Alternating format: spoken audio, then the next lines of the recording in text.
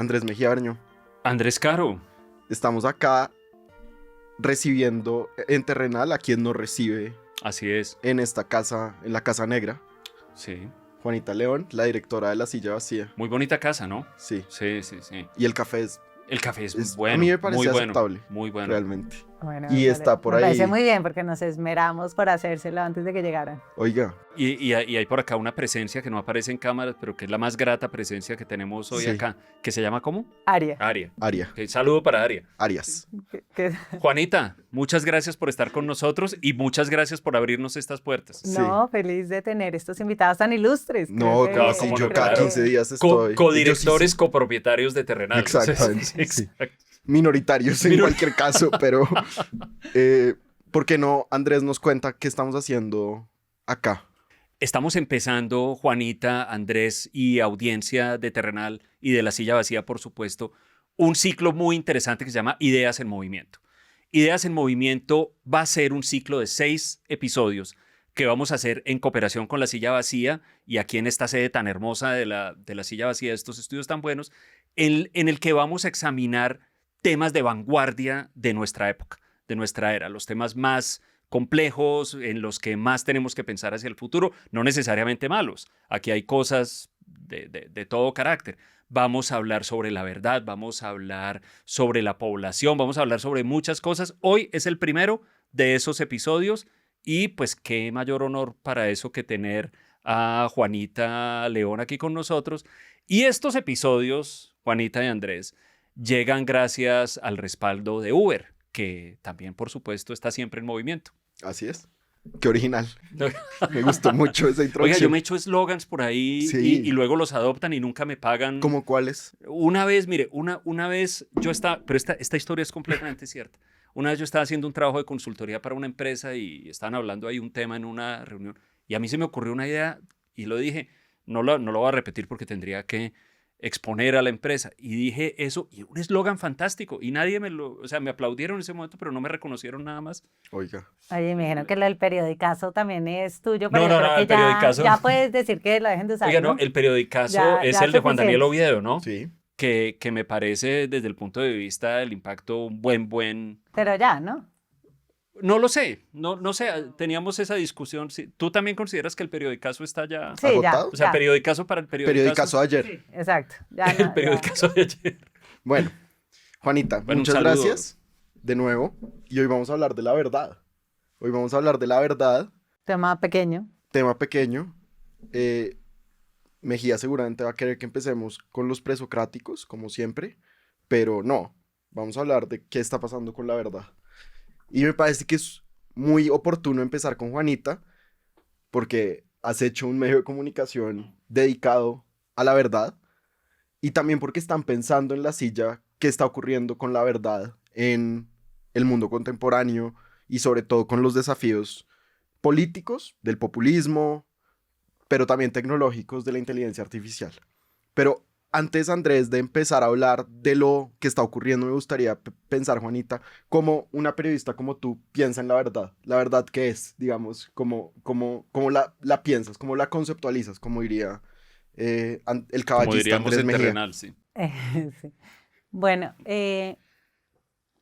yo siento que hay una verdad y hay otra verdad con mayúscula. Hay una verdad que yo siento que es a la que nos dedicamos los periodistas, que es poder contar qué sucedió, cuáles son los hechos, ¿no? Nosotros tenemos un método objetivo para llegar lo más cerca posible a poder contar qué sucedió, cuáles son los hechos. Creo que hay otra verdad un poco más profunda que sería la de la literatura, que incluso a partir de la ficción llega a verdades más profundas que las que logra llegar el periodismo. Y esa búsqueda de la verdad, ese método de los periodistas, ¿cuál es? Digamos, ¿cómo hace un periodista para... ¿La verdad se descubre o se... No sé, Antonio Machado dice que la verdad también se inventa. Me parece que esa es el segundo tipo de verdad. Exacto, yo creo que ese es el segundo tipo de verdad y ahorita te puedo contar una anécdota que tuvimos con García Márquez y Kapuczynski alrededor de eso que para mí fue muy revelador. Mucho nivel Mucho que nivel, se maneja ¿no? casi. Sí, sí. Esto es mucho nivel, mucho De nivel. Terrenal Yo ya quería llegó a unos dármelas un niveles, poquito, sí, sí. era por Ya no se dármelas, puede o más. sea, Sí, en sí. un futuro diré, ¿no? Con los dos Con Andreses. Caro y Mejía, claro. Exacto. Sí. Pues, Eh, Pero la forma como nosotros lo hacemos es que un periodista, no sé, le cuentan no sé, cualquier cosa que pasó. Y nosotros partimos de una hipótesis, ¿no? Pongamos un ejemplo de ayer, que Iván Cepeda se reunió con Petro y Benedetti en Palacio durante hora y media. La hipótesis es como, bueno, se reunieron seguramente a hablar de política. Nosotros comenzamos a averiguar con las personas que estuvieron más cerca de la reunión, ¿sí? Y hablamos con las fuentes que tienen por qué saber lo que pasó. Si no lo dice una sola fuente, no es suficiente, porque esa fuente puede tener un interés, puede inventárselo. Entonces lo verificamos con otra fuente que tenga también cómo saberlo, y cuando las dos versiones coinciden y sí verificamos que sí estuvo en Palacio a esa hora, ¿no? Ahí uno dice, bueno, puedo establecer que esto fue lo que pasó y lo contamos. O sea, el método que nosotros tenemos es un principio que tenemos que está escrito en la pared de la silla, que es: hacemos reportería en contra de nuestros prejuicios. Si nosotros partimos del supuesto que la alianza de Oviedo y Paloma es una fachada, que eso realmente es una lavadera de cara para el uribismo. Entonces nosotros tratamos de hacer reportería de gente que nos trate, que nos trate de derrotar ese prejuicio, ¿sí? Hablamos con gente que no confirme nuestro prejuicio, sino que trate de derrotarlo con hechos, y así la inercia que uno tiene va en contravía del método, y eso hace que te puedas acercar un poco más a la verdad.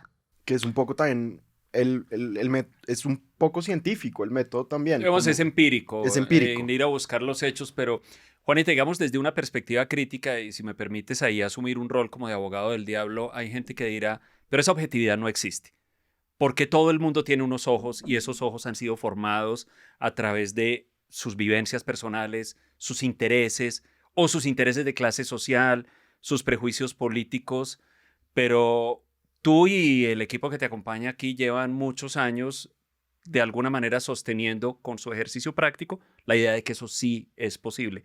¿Cómo se le responde a esas personas que dicen ese ejercicio objetivo no existe porque la mirada está condicionada, quiéralo o no? Sí, yo creo que claramente hay unos prejuicios o hay unos sesgos implícitos en lo que tú haces, de clase, de cercanía, de etnia, de edad, ¿no? Claramente a los periodistas durante muchos años nos preocupó más el secuestro que la desaparición forzada, porque había más gente cercana a uno que secuestraban a gente que desaparecían. O sea, creo que en la selección de las historias esos sesgos son mucho más evidentes. Pero una vez que tú seleccionas una historia, si tú sigues un método objetivo de verificación de datos, tú logras contrastar, logras, creo yo, eliminar varios de esos sesgos con tener ese método objetivo. Si tú no haces historias de una sola fuente, si tú haces reportería en contra de tus prejuicios, si alguien te habla off the record y tú le dices, bueno, pero solo con su versión off the record no me basta, deme un documento, dígame con quién más puedo verificar, o sea, con quién más yo podría verificar esa historia, vas, lo verificas. Eso te permite como neutralizar esos sesgos subjetivos. O sea, creo que la subjetividad sí está en las historias que se te ocurren hacer. Y para eso también hay unos métodos más objetivos, o sea, tener una sala de redacción más diversa ideológicamente, más diversa en edad, más diversa en clase social, rodearte de fuentes. Nosotros tenemos, por ejemplo, varios comités como externos que a veces hacemos almuerzo con esta gente y tratamos de tener gente de muy diversos Nunca lugares. Nos han invitado a uno de esos almuerzos. Son demasiado parecidos a nosotros. Pues nosotros podemos venir y no molestamos. No, sí. Exacto. Sí. Juanita, ¿cómo se ve una reunión de la redacción de La Silla en ese sentido? En la escogencia de la historia y en las decisiones tácticas de cómo cubrir una historia. ¿Qué decisiones se toman? Bueno, primero hay un paso previo al principio del año, y es que definimos cuáles son los procesos que vamos a cubrir. Casi siempre escogemos unos 10 procesos. Entonces, este año está las elecciones, la gobernabilidad de Petro, los pesos y los contrapesos, la alcaldía de Fico, la alcaldía de Galán, ¿no? Tenemos unos procesos en la Amazonía, bueno, y tenemos unos periodistas que cubren ese proceso. Dentro de ese proceso, los periodistas proponen todos los lunes, antes de las 8 de la mañana, hay un Google Doc donde tienen que escribir cuál es la propuesta de historia que tienen, proponen 2 historias y tienen que poner dentro de qué proceso se inscribe y en qué formato quisieran hacerlo. Tenemos también una biblia de formatos donde decimos, así se escribe una nota de tesis, así se escribe una nota de Panini, de lista, bueno. Y una vez ellos proponen, nos reunimos primero virtualmente a las 8:15, los editores, y pues Pacheco, yo y los otros editores también ponen sus historias y comenzamos a discutir qué historias de todas las que propusieron los periodistas y las que nosotros proponemos, cuáles tienen más sentido hacer esa semana, cuál tiene más coyuntura, cuáles son más interesantes, y las ponemos en un Excel, que es el tablero, en donde ponemos cuáles son las historias que nos parecen buenas, y después hacemos una reunión con toda la redacción también virtual, en donde hacemos una evaluación de la semana anterior, que nos rotamos la persona que evalúa, y que a veces evaluamos el video, a veces evaluamos las historias, a veces evaluamos solo errores de ortografía, a veces evaluamos los gráficos, bueno, y, y asignamos las historias, el periodista va, comienza a hacer reportería de esa historia, vuelve donde su editor y le dice, mira, yo pensé que esto era así, pero en realidad después de hacer la reportería me doy cuenta que la historia no es esa, sino esta otra, y la voy a hacer en este formato, la escribe, el editor la edita y el periodista la publica. Juanita, ese procedimiento, por supuesto, muy riguroso y seguramente es lo que da una mayor garantía de que las historias al menos están respaldadas por hechos. Tiene, sin embargo, un costo, y es que mientras ustedes están haciendo eso, alguien coge una mentira y la escribe en un teclado o la escribe en un celular y da clic, y eso hace realidad la frase aquella de Mark Twain, era la de que cuando la verdad apenas se está amarrando los zapatos, la mentira ya le ha dado media vuelta al mundo. Sin embargo, ustedes siguen ahí. Es decir, este fenómeno del que mediante un teclado, un celular, esparce por el mundo una mentira no es nuevo. Ustedes ya llevan conviviendo con eso 10, 15 años. ¿Cómo se reafirma ese compromiso de decir, no, igual aquí si nos demoramos 3 días investigando una nota, nos vamos a demorar 3 días? Es difícil sentir la presión de la inmediatez, Sí, de la competencia de narrativas y de versiones y de mensajes. O sea, yo creo que antes era incluso más difícil porque era como, pues estamos en una franja lunática, ¿no? O sea, estamos escribiendo con 4 días de anticipación.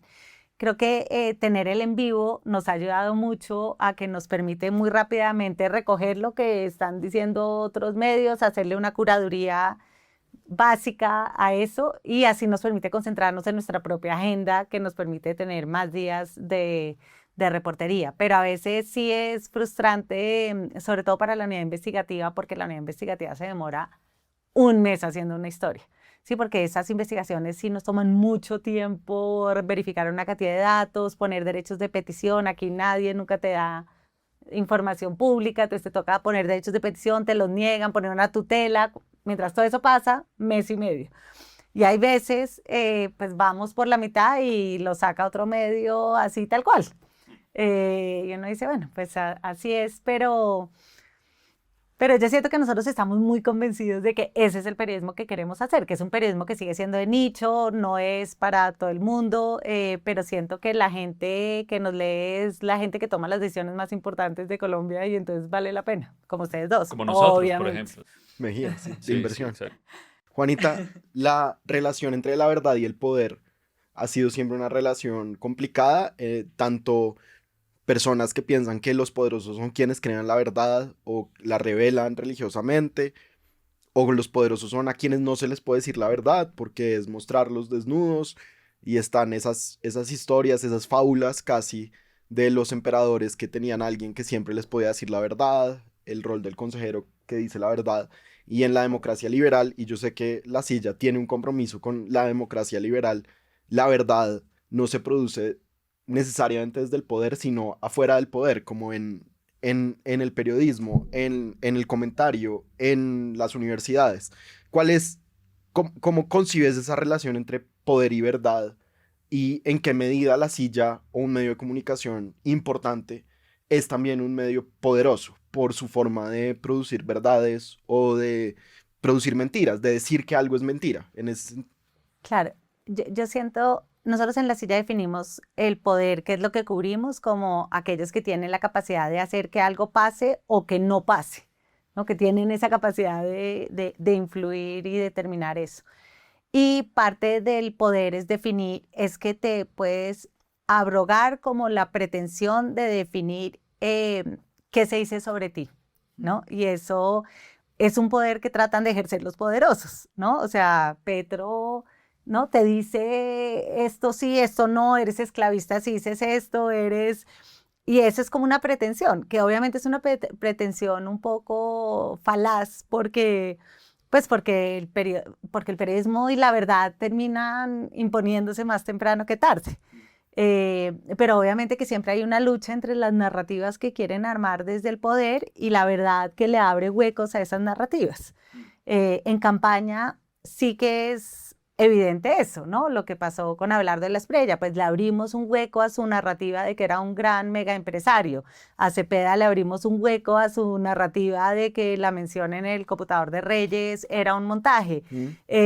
No, ese es el poder del periodismo, que realmente es un poder raro porque es un poder como acumulativo. O sea, me parece que una historia en sí misma no cambia nada, pero una persona que lee La silla vacía durante un año, pues yo creo que sí tiene una lectura de la política mucho más matizada, menos fanática, y pues eso es poder también, pero no, nosotros no tenemos el poder de tumbar a alguien o sea, creo que antes había periodistas que tenían ese poder, yo no siento que ya lo tengan.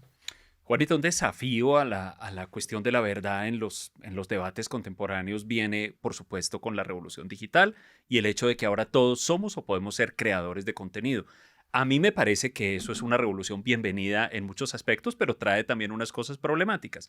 Bienvenida en el sentido de que de todos modos era odioso y yo sé que tú, pues, durante tu juventud viviste esa época, yo como la viví yo, en que de alguna manera había autoridades en la sociedad que creaban de algún modo la verdad, ¿no? Los grandes periódicos, el editorial de los grandes periódicos, los columnistas importantes. Ahora esas autoridades se han venido abajo y aunque eso es positivo por muchas razones, o es bienvenido por muchas razones, también se le abre la puerta a que todo tipo de versiones de alguna manera circulan en igualdad de condiciones. También, de nuevo, eso de algún modo es una democratización de las cosas, pero que viene con sus desafíos y sus riesgos. Como ya llevamos unos años en eso, ¿tú cómo ves la evolución de eso en el futuro? ¿Qué desafíos crees que se van a presentar? ¿O crees, por ejemplo, como creí yo en un tiempo, pero ya no estoy seguro, que eso es como una especie de gran agitación que luego se irá de algún modo calmando y aún en medio de un nuevo mundo en el que ya no hay esas autoridades, pues los lectores y las audiencias empezaremos a ser más selectivos con las cosas? Sí, yo creo que nosotros pasamos por una época del fin de la deferencia, de que se difiere en otro, ¿no? La autoridad del médico, la autoridad Claro. del experto, y es como ahora, no, todo el mundo llega donde el doctor a decirle qué es lo que tiene porque ya lo leyó en Google, y creo que en eso, claro, eso crea un quiebre también en el periodismo porque todo el mundo siente que puede decir la verdad, y con el auge de los influencers, em, y también como de los celebrities, yo siento que ahora la verdad depende más de la identidad que tú tienes con el emisor que de la credibilidad de los hechos que te da el emisor. Entonces, si, no sé, Taylor Swift dice que no hay que votar por Trump, la gente que ama a Taylor Swift le parece suficiente que Taylor Swift lo diga, eso es la verdad, porque hay una identificación con Taylor Swift, o puede Claro. ser una identificación con Fajardo, una identificación con Petro, Con Terrenal. o con Terrenal, por ejemplo, porque está más dado por la identidad y eso supone pues como una crisis para los medios que teníamos pues la convicción de que lo que hay que hacer es no un periodismo militante, sino un periodismo objetivo, porque entonces ahí la identificación es un poquito más difícil. Ahora me parece que estamos entrando en una época que me parece interesante, esa entrevista que hace poco dio Moisés Naim del nuevo libro de la charlatanería, porque siento que estamos entrando más en esa época donde la gente comienza otra vez a creer, pero en los charlatanes, ¿sí? En los que pueden tener una narrativa súper fuerte, donde todo cuadra perfecto, la conspiración es perfecta, ¿sí? O sea, como que ya esa idea de que cada uno tenemos nuestro propio criterio y no lo deferimos, ahora sí le deferimos, pero al que te pueda echar un cuento absolutamente perfecto. Y lo que yo me he dado cuenta como periodista es que casi ninguna historia es perfecta. Todas estas historias que todo cuadra perfecto, yo tiendo a dudar mucho de ellas, claro. ¿no? Porque la verdad, la realidad siempre es mucho más imperfecta y me parece que esos charlatanes que te arman la narrativa, pues comienzan a imponerse y eso también para el periodismo, bueno, y podemos hablar de lo de la inteligencia artificial, en donde ¿no? La misma forma como nos aproximamos a la verdad está cambiando, pues genera otras interrogantes. ¿Por qué? O sea, ¿Cómo se está enfrentando la silla y tú como periodista a la inteligencia artificial? ¿Cómo la piensan? Claro, mira, ¿Cómo a la mí usan? una de las cosas que me ha hecho reflexionar mucho en los últimos años fue la foto del Papa con su chaqueta blanca. Porque cuando yo vi al Papa con esa chaqueta uniclo, o sea, yo sé que eso es inteligencia artificial, sé que el Papa nunca se puso esa chaqueta blanca, pero yo no puedo no pensar en el Papa en esa chaqueta blanca, porque nosotros la forma de aproximarnos a la verdad de manera tradicional ha sido a través de nuestros sentidos. Sí. O sea, si alguien me dice, es que Juanita, yo vi a Petro salir de ese bar, pues eso me parece que es suficiente evidencia de verdad, ¿sí? Pero ahora si tú no puedes confiar en tus ojos o en tus oídos porque oyes el audio o ves el video, o sea, ves al general dando una orden y no puedes confiar en eso, me parece que eso sí rompe como lo más esencial del periodismo, ¿sí? Porque entonces, ¿cómo nos vamos a aproximar a la verdad si no es así? Y yo lo que siento en la silla es que cada vez más nosotros tenemos un laboratorio de inteligencia artificial y tenemos esto que llamamos la silla IA, donde la gente le puede hacer preguntas al algoritmo. Y me parece muy interesante, Andrés, que nunca pregunta, ya casi la gente nunca pregunta, oye, ¿qué pasó en la reunión de ayer? O ¿qué pasó? Sino, dime qué es lo que va a pasar en el futuro. O sea, dime quién va a ganar, dime si van a coger preso a Álvaro Uribe, dime si van a... O sea, la gente lo que Como quiere son oráculo. escenarios de Ajá. futuro. Sí, interesante. Y eso a mí me ha generado un cuestionamiento muy grande. ¿Qué es lo que no es el periodismo? Porque el periodismo no es una bola de cristal, sino el periodismo es contar un poco, establecer esto fue lo que pasó, pero creo que con la inteligencia artificial y lo que nosotros comenzamos a hacer mucho en la silla, porque ahora estoy contratando más científicos de datos que el periodista más tradicional, es cómo analizamos grandes cantidades de datos. Y eso sí te permite entonces comenzar a identificar unos patrones y comenzar a encontrar la verdad más en unos patrones que en unos acontecimientos puntuales. Y yo tengo la impresión que el periodismo va en esa dirección, lo cual es muy raro. Y cambia esa idea de que no podemos confiar en nuestros sentidos, que era en lo que se basaba la reportería, en alguien que vio, en alguien que oyó, hace que de repente una sala de redacción, un medio como La Silla, me imagino que cambien radicalmente su estructura, las personas que llegan a trabajar, etcétera, etcétera. Pero al mismo tiempo La Silla siempre fue una apuesta en un país que estaba centrado en unos medios de comunicación tradicionales o delegados, yo no sé cómo se les llame, que era, no sé, la revista Semana, El Tiempo, El Espectador y los 2 noticieros o los 3 noticieros. Y La Silla fue como pionera, tú fuiste pionera y al mismo tiempo haces un periodismo que hoy se siente de alguna manera, voy a decirlo, conservador, en el sentido de que usas un método conservador, no crees en el método, digamos, del influencer, sino en la reportería. ¿Cómo ves ese rol en el pasado y cómo lo ves en los años por venir? Sí, yo creo que lo que nosotros hacemos es muy convencional en términos del método, pues estilo, pues que es el periodismo en el que yo creo, ¿no? El periodismo del New York Times, el periodismo que yo aprendí en el Wall Street Journal, ¿no? Los datos, la verificación, la edición, y eso es muy diferente a lo que hacen los influencers de establecer más como una intimidad y de abrir tu vida privada y a partir de ahí comunicarte.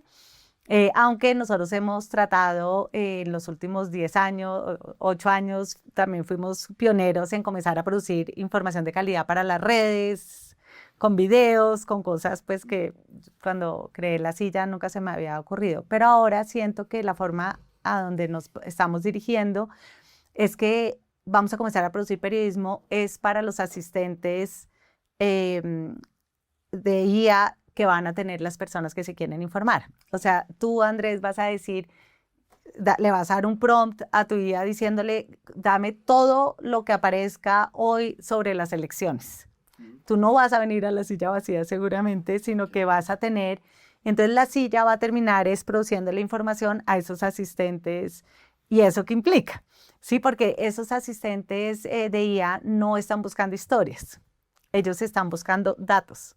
Y están buscando, y entonces lo que nosotros estamos desarrollando es nosotros mismos tener el mejor asistente de IA sobre política en Colombia.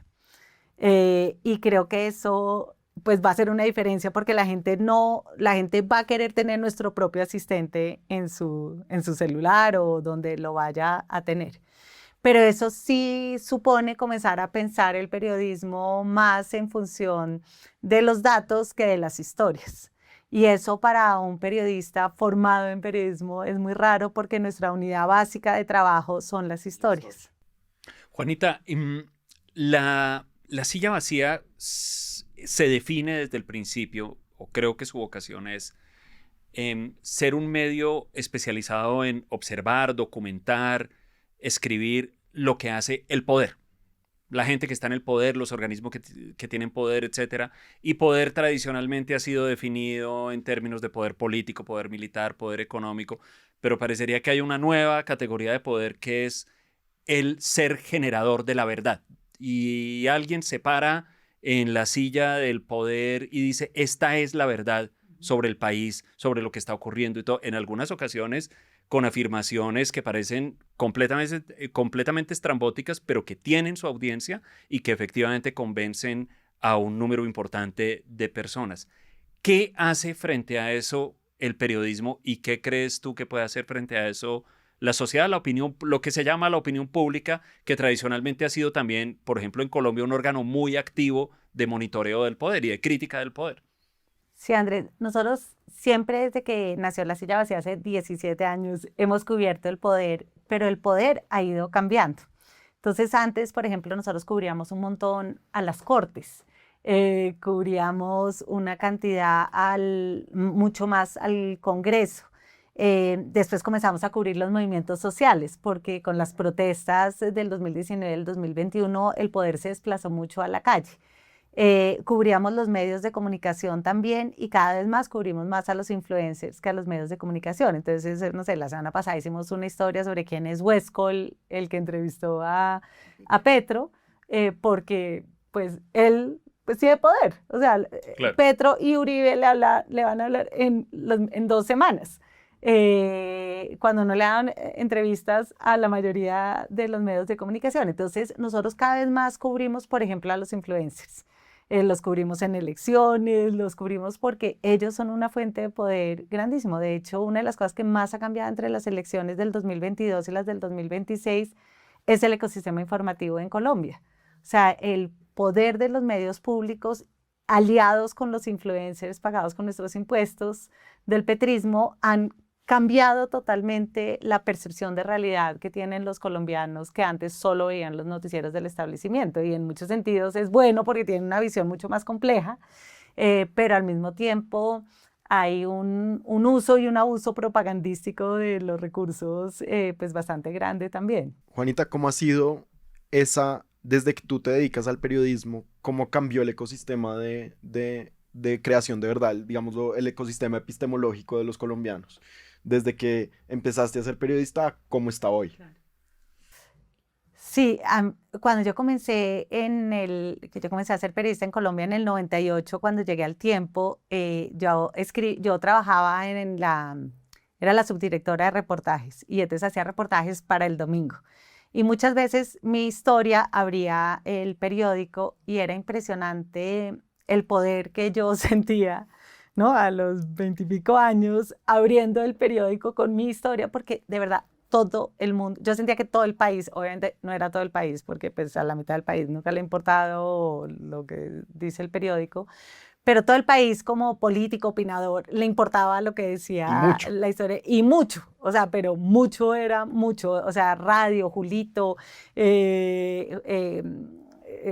todas las emisoras locales hablaban de esa historia. Era como una macrofuente de toda la información de Era la semana, impresionante, o digámoslo sea, así. era demasiado importante. Después cuando pasé a trabajar a Semana, era lo mismo, o sea, la historia que sacaba Semana, el fin de semana, era la historia de la que hablaba todo el mundo durante la semana. O lo que decía Julito en la W también era absolutamente determinante. O sea, esas eran, pero eso se ha ido, las audiencias se han ido fragmentando totalmente. Entonces hoy realmente nadie tiene ese poder. O sea, esa historia que sacó Caracol, yo creo que Caracol Televisión es como quizás lo más parecido a A esa lo que primera pasaba, sí. página de antes, pero aún así son escándalos que duran muy poquito tiempo porque las audiencias están muy fragmentadas. Entonces, muy rápidamente, cada uno mira, los que miran la silla les parece tenaz tal cosa, pero puede ser que tu pareja, que no lee la silla, sino que lee Cuestión Pública, vive en otro universo y los que solo oyen Blue Inravisión, Radio. realmente es lo que Inravisión. oye. Vuelve Inravisión. Vuelve, sí, Inravisión, Inrivisión. Oiga, qué bueno, está volviendo todo lo el bueno. Seguro Social. Sí. Todo O lo bueno. sea, Sí. exacto. Sí, Entonces, Andrés, yo creo que la mayor diferencia es la fragmentación de las audiencias y la pérdida de poder de los de los medios tradicionales. pero no tienen ahora ese poder como crucial. Los líderes políticos no se ha vuelto. Yo creo que nadie lo tiene, es que casi ¿Desapareció ese poder? creo que el poder se ha fragmentado demasiado y que ya antes, yo me acuerdo que antes nosotros se tumbaban, o sea, cambiaban un ministro. Bueno, la silla hacía la historia hasta las 12 de la noche. Hoy si acaso sale en el en vivo. Claro. Sí, o sea, si tú me preguntas hoy los nombres de todos los ministros de Petro, de pronto no soy capaz de hacerlo, porque ya no importa, sí. Juanita, ¿cómo eres optimista sobre el futuro de la verdad en Colombia? Y en el mundo. ¿Y en el mundo? Porque, Sí, yo porque hay creo mucho que eso pesimismo, sí, como lo esto de se acabó. Colombia, yo creo que lo de Colombia es simplemente parte de una tendencia mundial, o sea, creo que en eso sí que no somos originales. O sea, a mí lo de la inteligencia artificial me interesa mucho, o sea, como mucho, y en la silla estamos muy metidos en tratar de imaginarnos cómo va a ser el periodismo. O sea, nosotros queremos ser la referencia del periodismo en la era de la inteligencia artificial. Y entonces a mí la innovación me gusta demasiado, siempre me gusta como reinventarse, nos reinventamos con lo de las redes sociales, nos estamos reinventando ahora.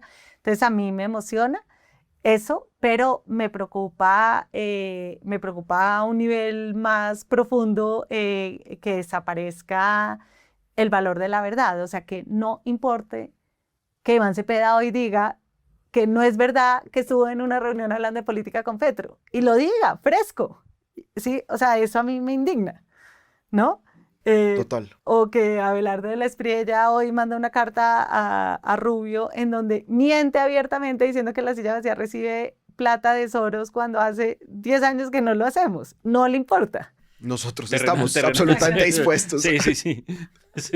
Terrenal, sí. Exacto. Entonces, eso sí me preocupa mucho porque yo digo, o sea, ¿en qué mundo vamos a vivir cuando las cosas más básicas, no te importa mentir, no tiene un castigo que mientas? Y eso sí me parece muy grave. Andrés, usted es el representante del pragmatismo colombiano y el pragmatismo epistemológico es menos estricto con la idea de una verdad objetiva que otras teorías epistemológicas.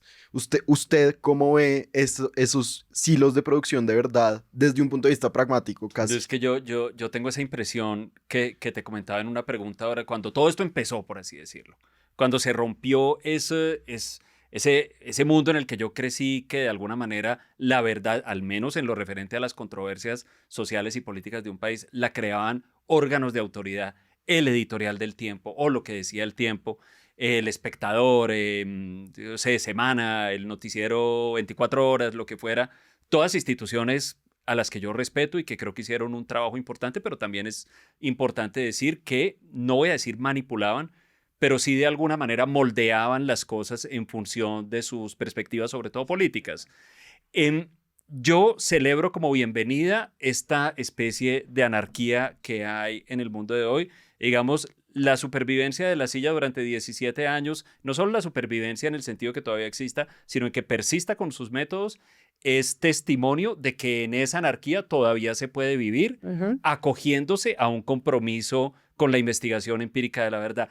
Pero yo tengo la impresión, yendo a su pregunta como pragmática, ahora yo no pertenezco a ese pragmatismo relativista que es verdad es lo que existe. Que existe, claro, exactamente, también, claro. que es verdad es lo que le funcione y si a ti te funciona creer eso y si a usted le funciona creer eso, pues créalo. Yo no suscribo eso, pero yo creo que una visión relativamente pragmática de lo que está pasando y que es una visión tal vez un poco optimista a la que todavía me acojo, es que yo creo que sí pasamos por una fase como anárquica que con el tiempo se irá decantando y sucesivas generaciones irán formando nuevos criterios para evaluar los mensajes que reciben. Obviamente eso todavía está apenas ocurriendo, pero yo creo que yo sigo pensando que es el destino hacia el que vamos, porque estas situaciones como de ese tipo de anarquía en ebullición no suelen mantenerse durante el tiempo.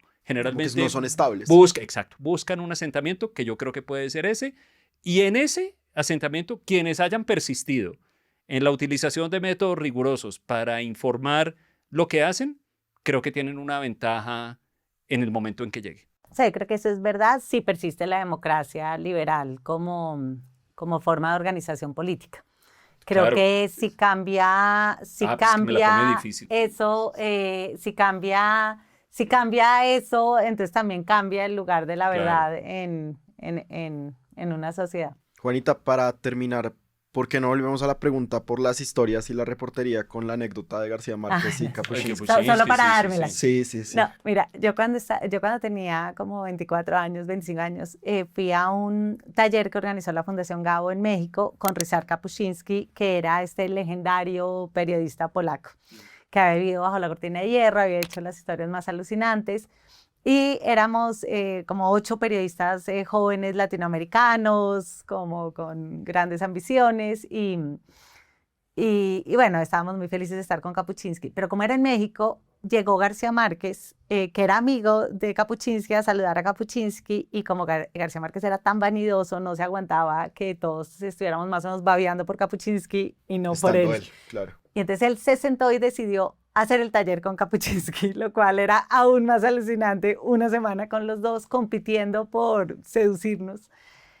Y tuvimos una discusión súper interesante porque García Márquez tenía la teoría de, bueno, pero si uno puede poner una lagrimita de más, él decía así, una lagrimita de más para poder transmitir la verdad de la tragedia, ¿por qué no hacerlo?